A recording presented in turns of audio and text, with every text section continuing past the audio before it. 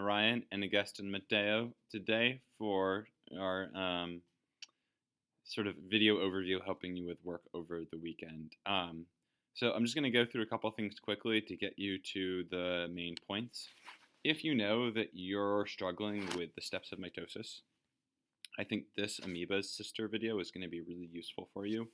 And just identifying the steps of prophase, metaphase, anaphase, and telophase, what they look like, and more specifically, how chromatid, microtubules, centrioles, and kinetochores function throughout those steps. In terms of the steps, I've gone back and added some more specific pictures to what those steps look like. I really am expecting you to know how these four actors change over time in these steps and why it's important to enabling proper cell division. Secondly, if you know that the work that we've done later on dealing with the cell cycle, which would be G1, S, G2, and M, and how that's related to how cells regulate healthy growth, and what cancer is, this video I think will be also really useful. You should be comfortable with explaining how G1, S, G2, and M are all related to each other, how cells divide and why they divide, and how things like your environment, this is the wrong slide, such as your neighbors, and also specific checkpoints and specific thresholds of molecules are really important for letting cells progress through the cell cycle. Today I'm going to be more talking about cancer, which I'd like you to finish the notes on for the two types of mutations that we commonly see in cancer. And that's going to be on slides 25 and 26, and then we'll talk more briefly about the cancer readings. So as you remember from the game, when our DNA is copied during S phase, we need to make an exact copy of it to make sure that all of the genes that code for all of the proteins work properly. And in our cells, we do that 3.2 billion letters in 1 hour with an accuracy rate of 1 in 10 million errors.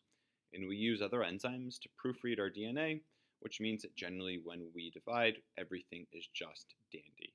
But cancer is when those issues persist, those errors are left uncorrected, and it usually impacts cells' ability to recognize and regulate growth, and also check the genetic code for future divisions. Because one cell that divides with a mutation will then lead to other cells in the future getting that mutation. Think of it as a domino effect or a trendsetter.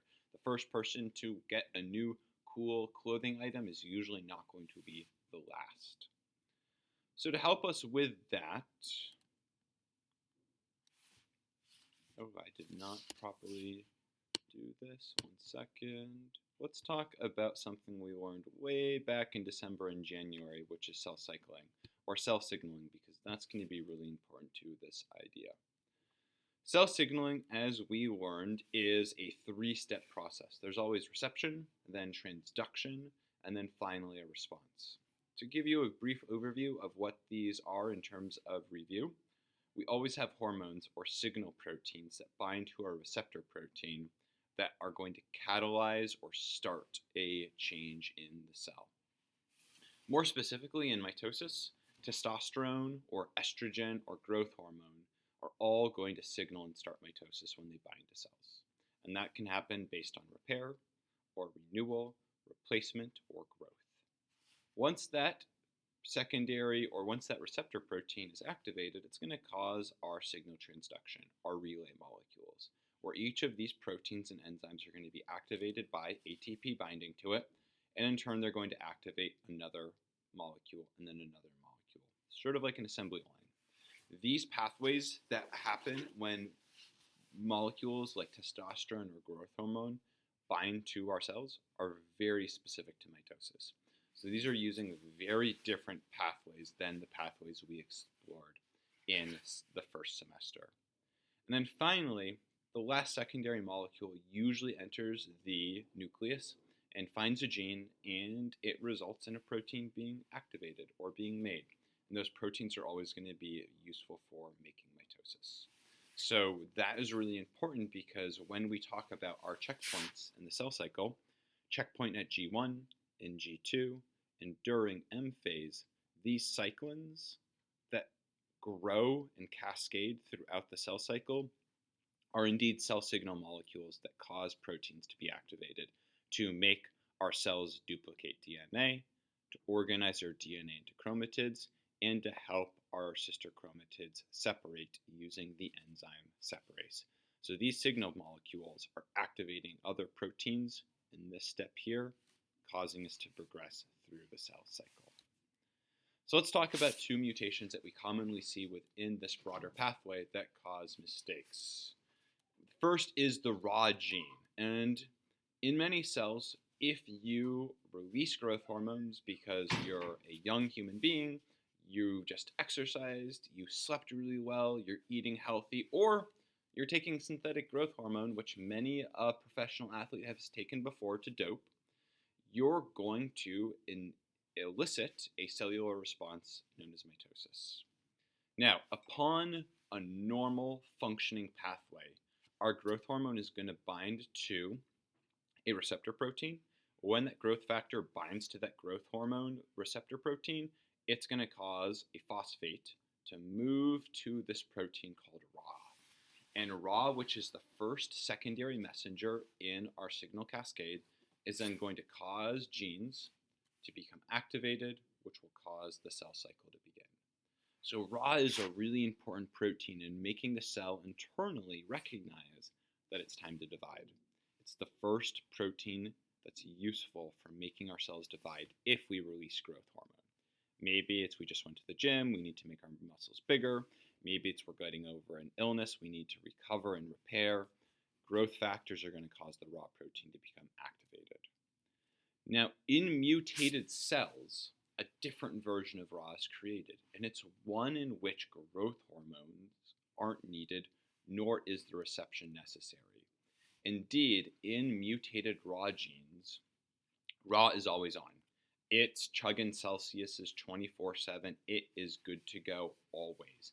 And it's causing this relay and this cell division to occur without any growth hormones. This always results in cellular growth in a way that becomes a tumor and or cancer. And not only is this positive relationship occurring, but more importantly, during a normal cell cycle with growth hormones and RAS, Ra is negatively inhibited by the last signal molecule in the transduction pathway. A protein called ERK, when it is activated, will result in mitosis occurring, but also will go back and inhibit Ra from being turned on. So this is a way in which we prevent cells from dividing too often. Okay, you are eating a pint of ice cream. The pint of ice cream enters your stomach. You feel full. The stomach tells you to stop eating ice cream so you don't eat a second pint. In cancer cells, you don't get that signal feedback pathway, so you keep eating another ice cream pint, and another ice cream pint, and another ice cream pint. This results in a proliferation of your stomach if you're eating a lot of ice cream, but in cancer cells, it means that we are dividing like there is no tomorrow. So Ra genes are really important for regulating how and when cells decide to grow. The other type of mutation that we commonly see is the p53 gene. And the p53 gene is a protein that seeks and hunts out mistakes in our DNA after S phase. So some proteins that are activated during this sort of G2 phase of the cell cycle make sure that there are no spelling errors or mistakes in our DNA. This could have happened because we're getting older. We might have made a mistake when we copied DNA. We might be exposed to some sort of industrial or environmental carcinogen that causes our DNA to be corrupted or changed in some way. P53, when activated, is going to go and find that damage and make other proteins fix it. And that's why it's often called the guardian of the genome. It can recognize mistakes in the DNA, sort of like Grammarly. Now, in a mutated gene, we make p53 in a way that it doesn't work anymore. Remember, structure then function always. The protein structure has changed, so it's not able to recognize that protein structure. This means that we can't inhibit the cell cycle, and that cell will proceed with those mistakes anyways. P53 proteins are really important for the following reasons. They can help initiate repair. They can stop mitosis if the mistakes are going to take time. And if appropriate, they can initiate apoptosis, which is the programmed cell death of a cell, where the cell will implode and break down if scheduled because there's too many mistakes. We can either fix the grammar in your paper, we can stop and have an extra day to rewrite it, or if necessary, we need to delete the whole thing because it's just not a very good paper. P53 allows us to do that. So those are two forms of mutations that commonly are found within many different types of cancer. There are many other mutations, but those are two very common ones.